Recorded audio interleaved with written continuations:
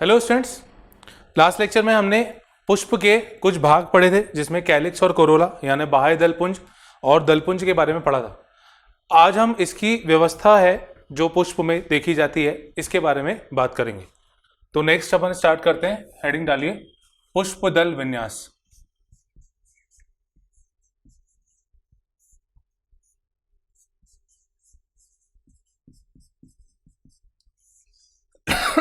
पुष्प दल विन्यास इसका मतलब होता है जो बाह्य दलपुंज होता है या दलपुंज होता है इसकी व्यवस्था जो होती है उसे अपन पुष्प दल विन्यास कहते हैं।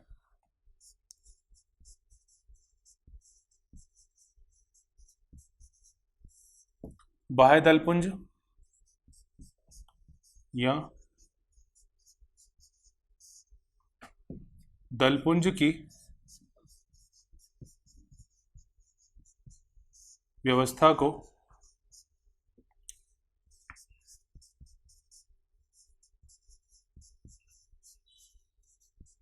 पुष्प दल विन्यास कहते हैं।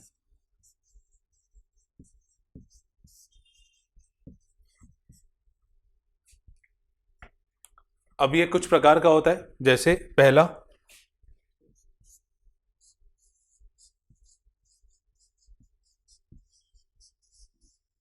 कोर स्पर्शी।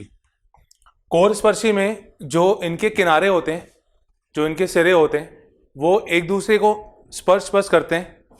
इससे ज़्यादा और कुछ नहीं होता। जैसे अगर डायग्राम के रूप में देखें अपन तो ये व्यवस्था कुछ इस तरह की कहलाती है।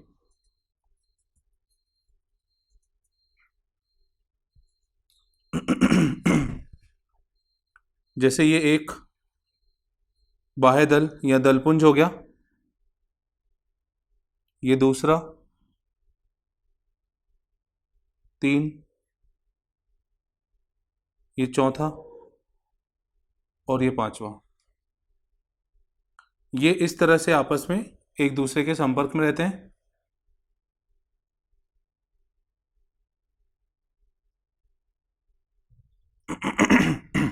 ये कहलाता है कोर स्पर्शी पुष्प दल विन्यास। तो इसमें मैं इसकी परिभाषा लिख दे रहा हूं। जब बाह्य दलपुंज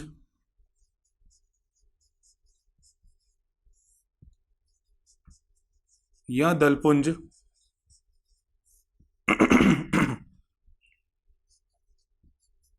के किनारे या सिरे कह सकते हैं एक दूसरे को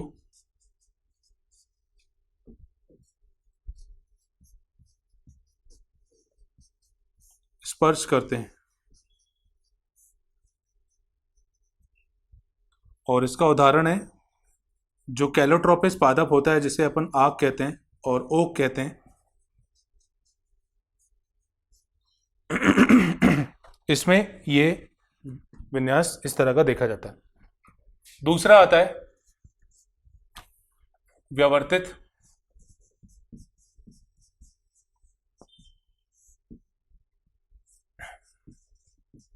जिसे अपन ट्विस्टेड भी कहते हैं, और वेलवेट को अपन कहते हैं, सॉरी, कोर स्पर्शी को कहते हैं वेलवेट। अब इसमें इसका जो एक सिरा होता है और एक किनारा होता है वो दूसरे के ऊपर की तरफ होता है और उसका दूसरा सिरा नीचे की अंदर की तरफ होता है। इसको डायग्राम के थ्रू आप ज़्यादा अच्छे से समझ पाएंगे।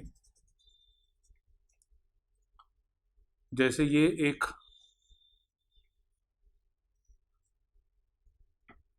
दलपुंज, ये दूसरा,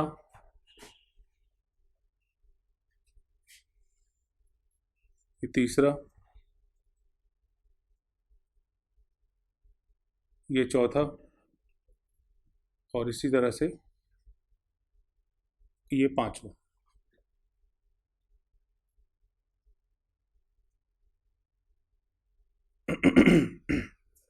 इस तरह की व्यवस्था जो होती है उसे अपन व्यवर्तित कहते हैं। मतलब इसमें आप देख सकते हैं, जैसे मान लीजिए ये वाला दलपुंज है या बाह्य दल है, तो इसका एक सिरा जो है ये इसके अंदर की तरफ है और दूसरा जो है ये बाहर की तरफ है।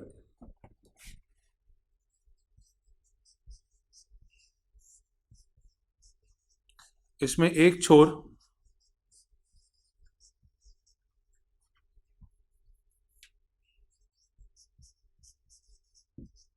अगले दलपुंज में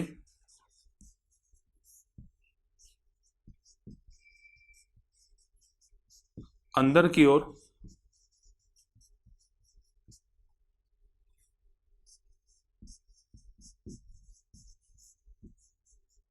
जबकि दूसरा छोर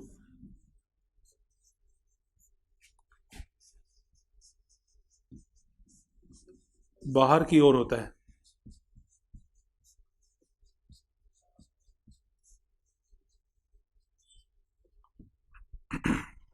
इसमें जो मालवेसी कुल होता है, मालवेसी कुल के सदस्य आते हैं।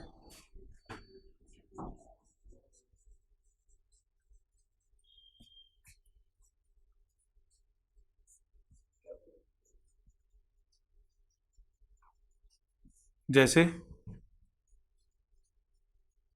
गुड़हल, भिंडी, कपास, ये तीन इसके उदाहरण हैं और इसमें व्यवस्थित प्रकार का पुष्पदल विन्यास होता है। चलो इसको रिवाइज करते हैं। पुष्पदल विन्यास मतलब दलपुंज या बाह्य दल की जो व्यवस्था होती है उसे अपन पुष्पदल विन्यास कहते हैं। इसमें पहला है कोर स्पर्शी यानी वेलवेट, जब बाह्य दलपुंज या दलपुंज के किनारे या सिरे एक दूसरे को स्पर्श करते हैं, मतलब वो एक दूसरे के ऊपर या नीचे नहीं होते, सिर्फ टच करते हैं, स्पर्श करते हैं, तो उदाहरण इसका कैलोट्रोपिस या आग। दूसरा है व्यवर्तित, जिसको अपन ट्विस्टेड भी कहते हैं। इसमें इसका जो एक सिरा होता है वो अंदर की ओर होता है और दूसरा सिरा जो है वो बाहर की ओर होता है। तो यही मैंने इसके डेफिनेशन में लिखा है। मालवेसी कुल के सदस्यों में ये इस तरह की व्यवस्था पाई जाती है। उदाहरण जैसे ये मालवेसी कुल के एग्जाम्पल हैं। गुड़हल, जिसको चाइना रोज कहते हैं, भिंडी तो आप जानते हैं, ओकरा कहते हैं इसे, कपास यानी कॉटन, तो ये इसके एग्जाम्पल्स हैं। ये दो प्रकार का हो गया। तीसरा प्रकार है कोर छादी,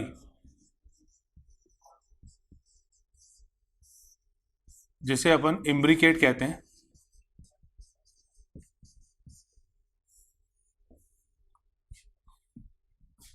इसमें जो व्यवस्था है यानी जो अवस्था हमको दिखती है इसकी, ये कुछ इस प्रकार की है। जैसे ये पहला हो गया, ये एक दलपुंज,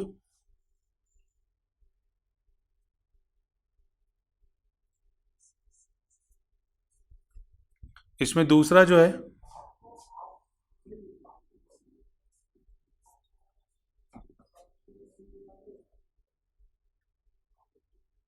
ये अंदर की तरफ,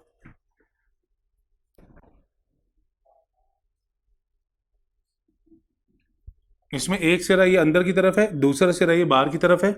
यहां पे भी वैसा ही है, पर ये जो आखिरी वाला है ये थोड़ा सा बदल जाएगा।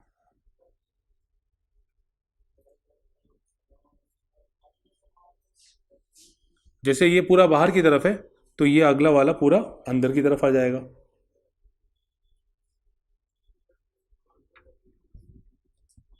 अब देखिए ये वाला, ये पूरा बाहर की ओर है, मतलब इसके दोनों सिरे बाहर की ओर, और इसका एक सिरा अंदर जबकि दूसरा बाहर, इसका एक सिरा अंदर जबकि दूसरा बाहर। यहाँ पे इस वाले का एक सिरा अंदर दूसरा बाहर, पर ये जो है एक पूरा अंदर की ओर है। इस तरह की व्यवस्था जो होती है उसे अपन कहते हैं कोर छादी।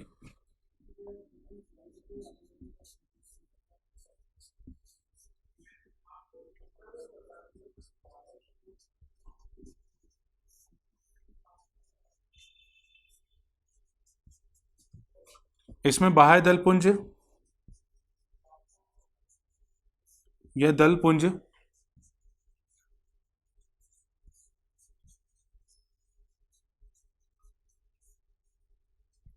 किसी विशेष प्रकार की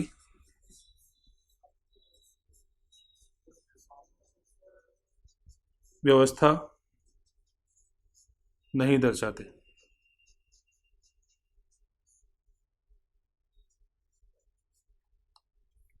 उदाहरण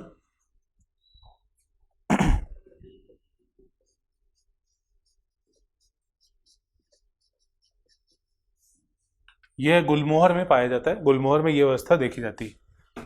चौथा प्रकार है ध्वजीय,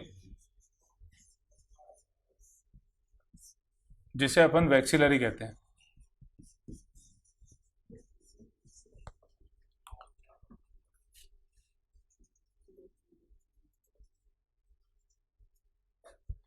इसमें एक जो दलपुंज होता है वो बड़ा होता है,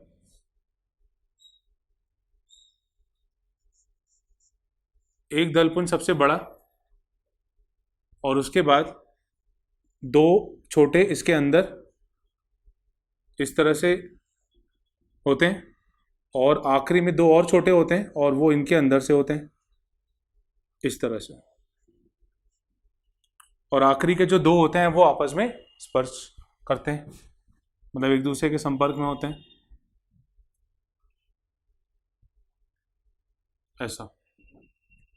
इस तरह का चित्र इसमें देखने मिलता है।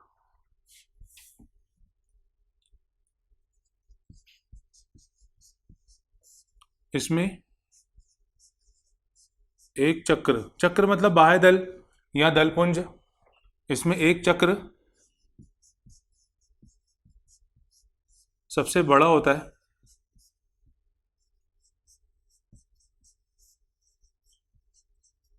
जिसे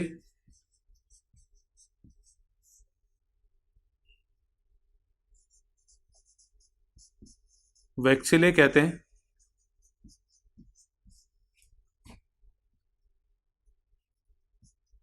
इससे दो छोटे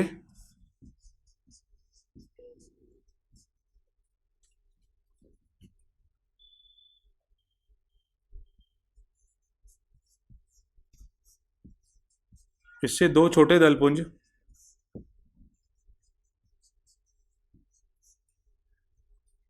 इसके नीचे की ओर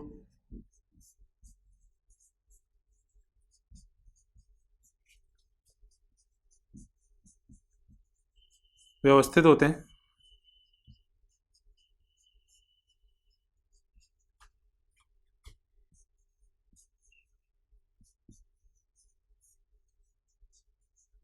जबकि दो सबसे छोटे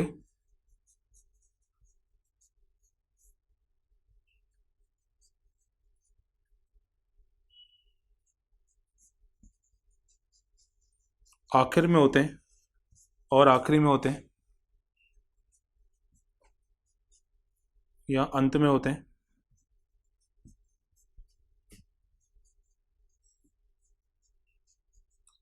एवं एक दूसरे को स्पर्श करते हैं।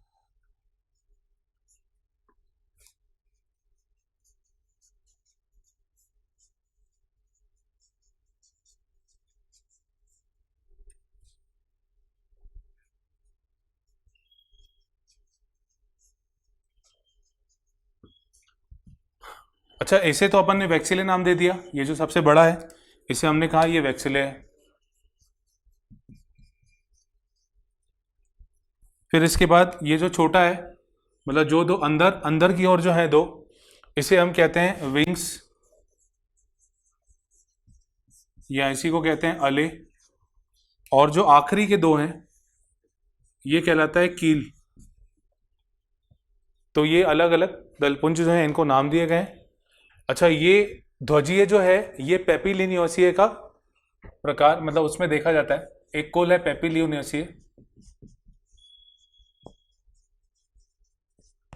तो ये पेपिलिनियोसिए का, उसमें इस कुल के सदस्यों में ये व्यवस्था देखी जाती है। उदाहरण जैसे मटर, सेम आदि में ये पाया जाता है। चलिए दोनों को रिवाइज कराता हूं मैं। तीसरा प्रकार है कोरछादी, जिसको अपन इम्ब्रिकेट भी कहते हैं, और इसमें बाह्य दलपुंज या दलपुंज किसी विशेष प्रकार की व्यवस्था नहीं दर्शाते, आगे पीछे करके, मतलब कुछ जैसा पैटर्न होता है फिक्स पैटर्न वैसा नहीं होता है यहाँ पे। उसका एग्जाम्पल है गुलमोहर। केशिया भी इसका उदाहरण है, केशिया भी इसी में आता है। चौथा है ध्वजीय या वैक्सिलरी, और इसमें एक चक्र जो होता है, मतलब बाह्य दलपुंज या दलपुंज जो होता है ऊपर वाला सबसे बड़ा होता है, उससे दो नीचे छोटे निकलते हैं और उससे दो छोटे और नीचे रहते हैं। जो आखिरी के दो रहते हैं वो एक दूसरे को टच करते हैं, स्पर्श करते हैं। और उदाहरण इसका मटर और सेम। पेपिलियोनेसिया कुल जो है उसके सदस्यों में ये वाला दल विन्यास पाया जाता है। तो ये दो चक्रों में जो व्यवस्था होती है, जिस तरह से वो अरेंज होते हैं, उसके बारे में अपन ने बात की। नेक्स्ट टॉपिक पढ़ते हैं अपन, पोमंग। इसको कहते हैं एंड्रोशियम।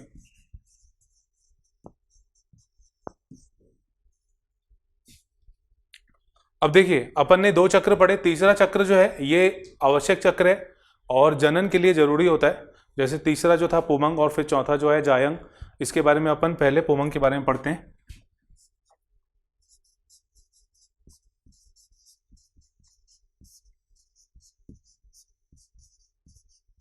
यह पुष्प में नर जनन अंग होता है।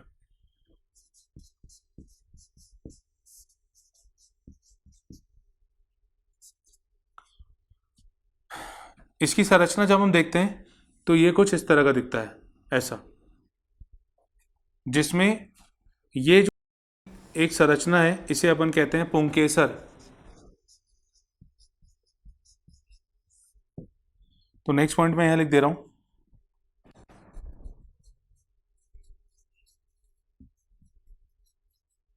यह पुंकेसर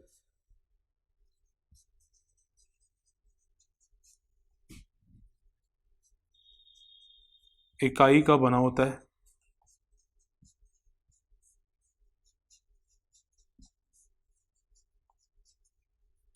अब ये जो पुंकेसर है इसके दो भाग हैं। इसमें जो ये पतली संरचना दिख रही है इसे अपन कहते हैं तंतु, और ये जो गोल सा दिख रहा है इसे अपन कहते हैं पराग कोश। यहां मैं लिख दे रहा हूं। तो इसमें दो चीजें होती हैं, एक तो तंतु होता है और एक पराग कोश। तो यहां पे मैं लिख रहा हूं इस पॉइंट को, पुंकेसर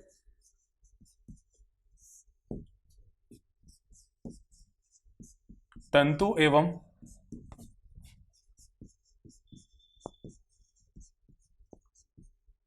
पराग कोश का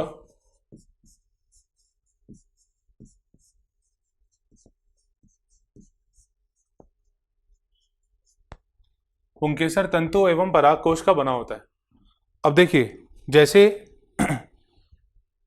इसमें अगर और थोड़ा सा डीप में जाते हैं तो ये तंतु जो है इसमें जनन क्षमता नहीं होती, जबकि परागकोश जो है ये जननक्षम भाग होता है। तंतु में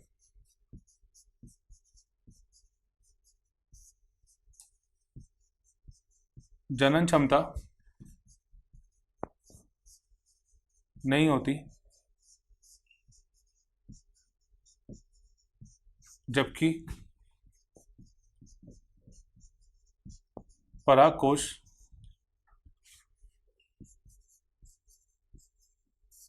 जननक्षम भाग है।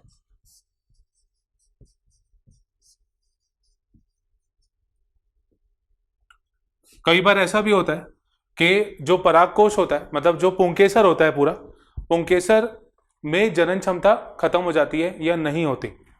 तो ऐसा बंध्य पुंकेसर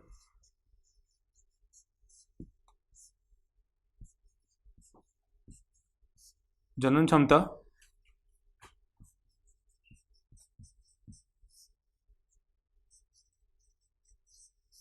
नहीं होती।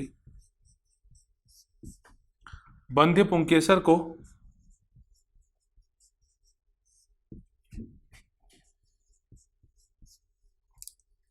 स्टेमिनोड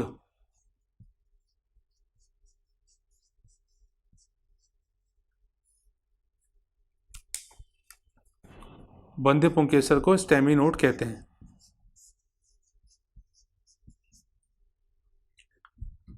बंध्य पुंकेसर स्टेमिनोड कहलाता है।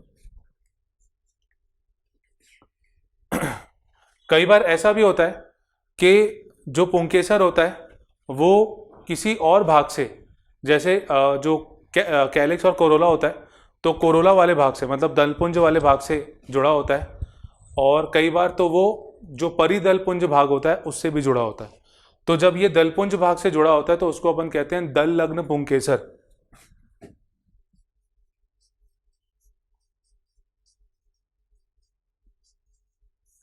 जब पुंकेसर दलपुंज से जुड़ा होता है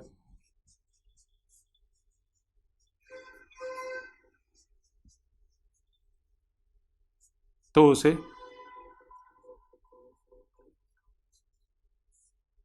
दल लग्न पुंकेसर कहते हैं।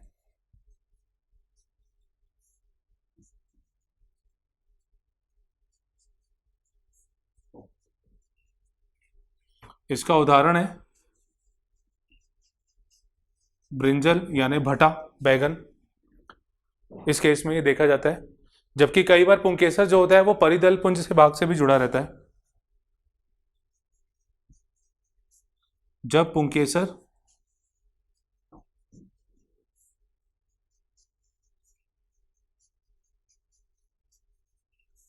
परिदल पुंज से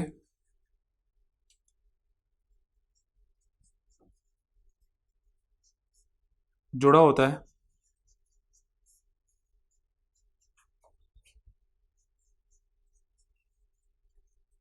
तो उसे परिदल लग्न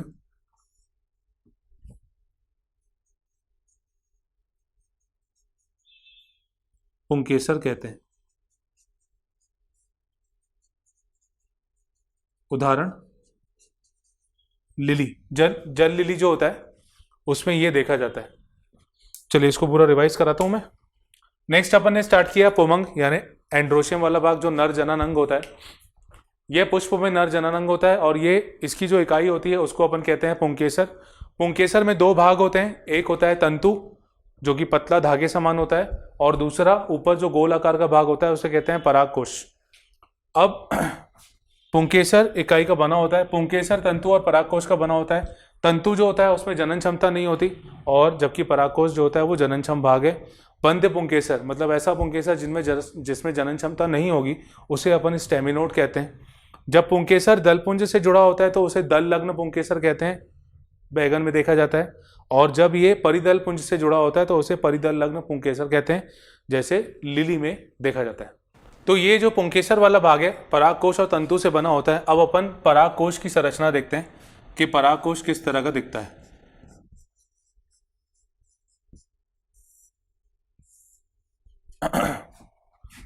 परागकोश का जब अपन स्ट्रक्चर देखते हैं तो ये कुछ इस तरह का दिखता है।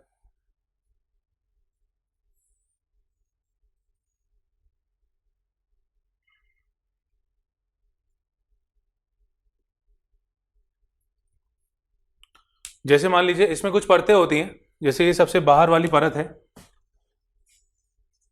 इसको अपन कहते हैं बाह्य त्वचा और एपिथीसियम।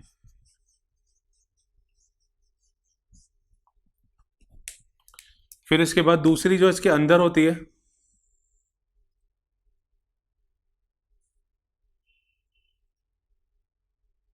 इसे अपन कहते हैं अंतस त्वचा, ये सेकंड हो गई अंतस त्वचा जिसे एंडोथीसियम कहते हैं।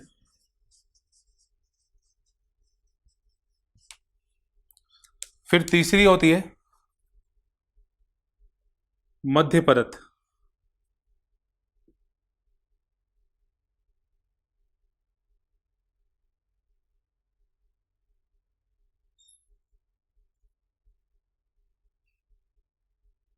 ये तीसरी है मध्य परत।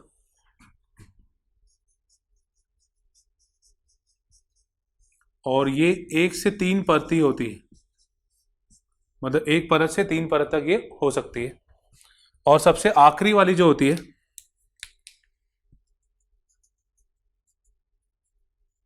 इसे अपन कहते हैं टैपिटम, जो कि अंदर तक फैली होती है। सबसे चौथी परत जो है अंदर ये कहलाती है टैपिटम।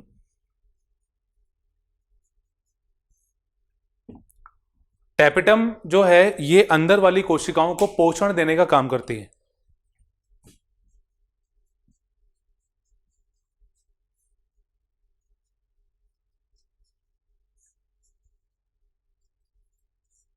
देखिए इसमें अभी अपन बहुत डीप में नहीं पढ़ रहे हैं इसकी संरचना।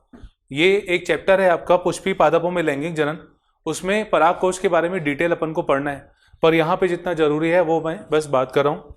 अब देखिए यहाँ पे परागकोश में सामने दो भाग दिख रहे हैं, एक ये वाला एक ये वाला, ये कहलाता है पाली। ये पाली कहलाता है। तो एक सामान्य जो परागकोश होता है वो द्विपालित होता है।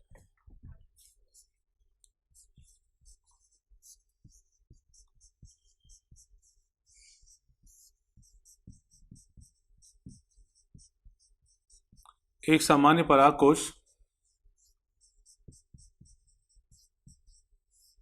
द्विपालित होता है। ये दो पालियां हैं और इसमें अगर संरचना देखें, जैसे इसका स्फुटन जो है यहाँ से होता है। मान लीजिए ये स्फुटन वाला भाग है, मतलब यहाँ से अंदर जो भी पदार्थ होंगे वो यहाँ से बाहर निकलेंगे। ये मान लीजिए स्फुटन यहाँ से हो रहा है, इस जगह को अपन कहते हैं स्टोमियम। यहाँ से स्फुटन होने के बाद परागकण जो होते हैं वो इस जगह से निकलते हैं।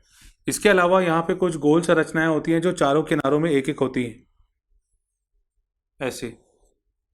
इसको अपन कहते हैं लघु बीजाणु।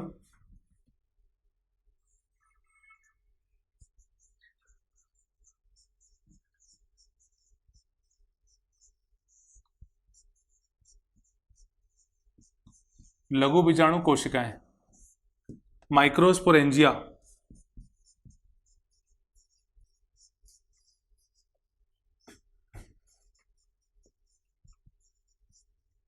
यह लघु बीजाणु जनन ऊतक ये भी कहलाता है। ये मतलब यहां से एक्चुअली ये लघु बीजाणुओं का निर्माण होता है, इसलिए इसे लघु बीजाणु जनन ऊतक भी कहते हैं, माइक्रोस्पोरेंजिया कहते हैं। और ये चार होते हैं। अब देखिए, जैसे ये स्टोमियम वाला भाग है जहां से स्फुटन के बाद परागकण निकलते हैं, तो यहां से अगर देखें तो परागकोश की एक पाली दो कोष्ठों में विभाजित हो रही है। तो एक सामान्य परागकोश द्विपालित होता है एवं प्रत्येक कोष्ठ में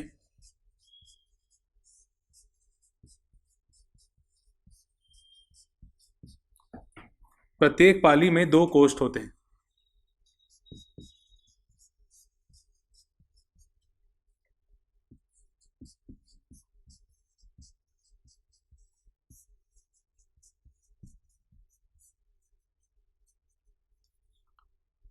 बुक में जब भी आप पढ़ेंगे तो उसमें लिखा रहता है कि एक सामान्य परागकोश द्विपालित और द्विकोष्ठीय होता है। तो वो जो द्विकोष्ठीय शब्द लिखा हुआ है वो एक पाली के संदर्भ में लिखा है। एक पाली में क्योंकि दो कोष्ठ होते हैं इसीलिए उसको द्विकोष्ठीय बोलते हैं। वैसे तो कुल टोटल चार कोष्ठ होते हैं, पर एक पाली के संदर्भ में अपन देखते हैं तो उसको बोलेंगे द्विकोष्ठीय। अब यहाँ पे लघु बीजाणु जनन ऊतक जो है, यहाँ पे अंदर बहुत सारी कोशिकाएं होती हैं जिसे अपन कहते हैं लघु बीजाणु मात्र कोशिका।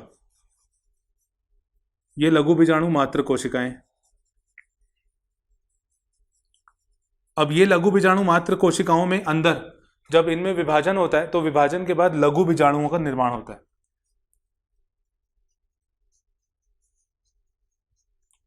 और ये लघु बीजाणु से फिर फाइनली परागकण बनते हैं। तो परागकण यहां इसके अंदर ही बनते हैं और स्फुटन के बाद यहां से इस तरह से परागकण बाहर निकलते हैं। तो ये एक सामान्य परागकोश की संरचना है। अब देखिए, जो पुंकेसर होता है उसमें तंतु और परागकोश होते हैं, तो इसको कुछ तरह से विभक्त किया गया है। जैसे जो अवस्थाएं दिखती हैं वो मैं यहां पे बता रहा हूं। पहली अवस्था है जब तंतु जुड़े होते हैं,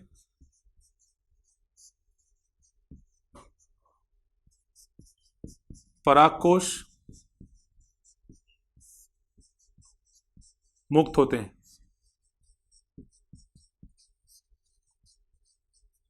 तंतु जुड़े हैं मतलब इस तरह से दिखेगा हमको ये, और ये ऊपर परागकोश है। अब तंतु जुड़े हुए हैं, जैसे अगला मैं यहाँ पे बनाऊं तो ये तंतु को मैंने जोड़ दिया, पर यहाँ पे परागकोश जो है वो अलग हो गया इस तरह से। मतलब तंतु आपस में चिपके हुए हैं। अब अगला जैसे बनेगा तो अगला इसको चिपकता हुआ ऐसा दिखेगा ये। बाकी परागकोश जो हैं वो अलग अलग हैं इस तरह से। तो ऐसी अवस्था को अपन कहते हैं एडल्फस। ये अवस्था कहलाती है एडल्फस, संघी। ये संघी कहलाती है। और इसके आधार पर जो पुंकेसर होता है वो तीन प्रकार का होता है। एक होता है एक संघी पुंकेसर, एक संघी पुंकेसर। दूसरा होता है द्विसंघी पुंकेसर। और तीसरा होता है बहुसंघी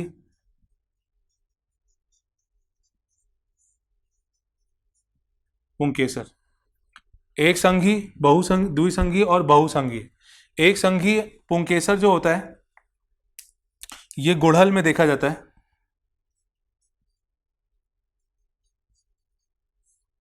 द्विसंघी पुंकेसर जो है ये मटर में होता है और बहुसंघी पुंकेसर जो है ये सिट्रस पादपों में होता है।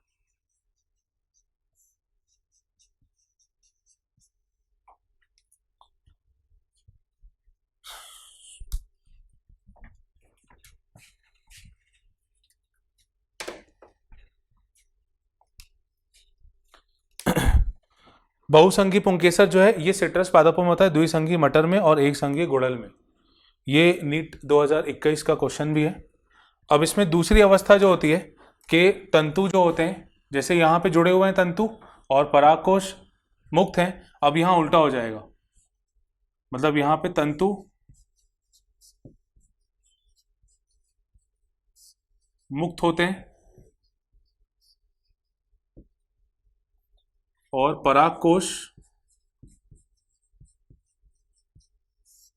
जुड़े होते हैं।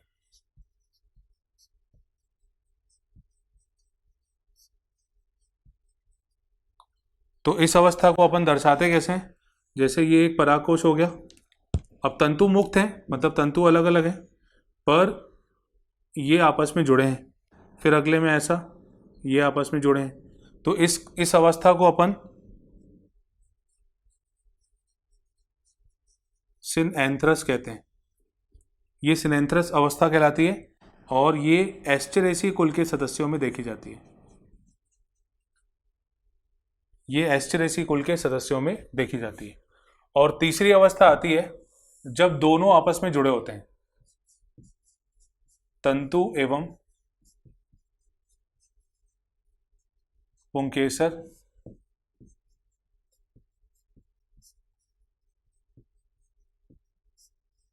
तंतु एवं पुंकेसर जुड़े होते हैं और इस अवस्था को अपन कहते हैं सिनएंड्रस।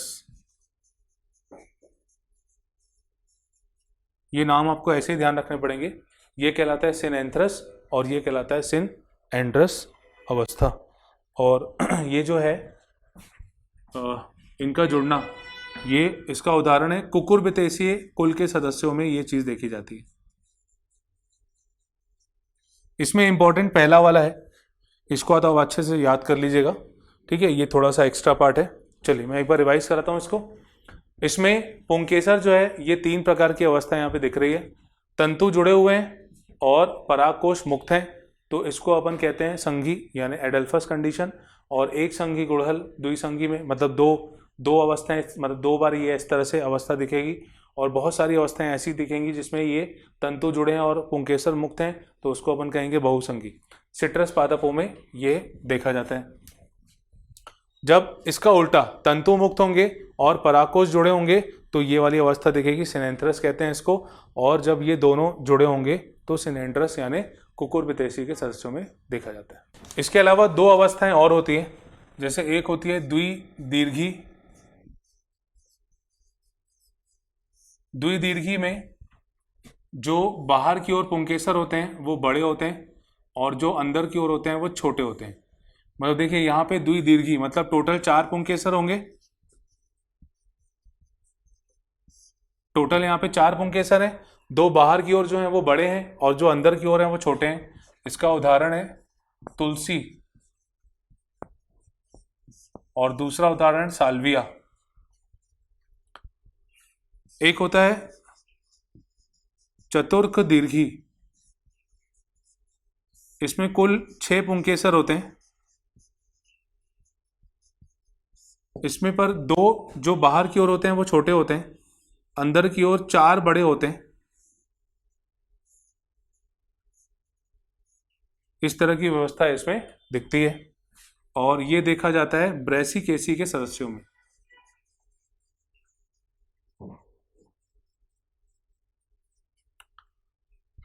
ब्रैसिकेसी के सदस्यों में ये अवस्था देखी जाती है। मतलब आप ये बस ध्यान रखिएगा कि ये उदाहरण ऐसे हैं तुलसी, सैल्विया, ब्रैसिकेसी, जिसमें पुंकेसरों की लंबाई जो होती है वो अलग अलग होती है। ऐसे आप इसको याद रखिएगा। तो ये आज अपन ने पुंकेसर वाला पार्ट कंप्लीट किया। आने वाले लेक्चर में हम जायांग वाला भाग यानी जो फीमेल सेक्स ऑर्गन होता है फ्लावर में, उसकी स्टडी करेंगे। Thank you.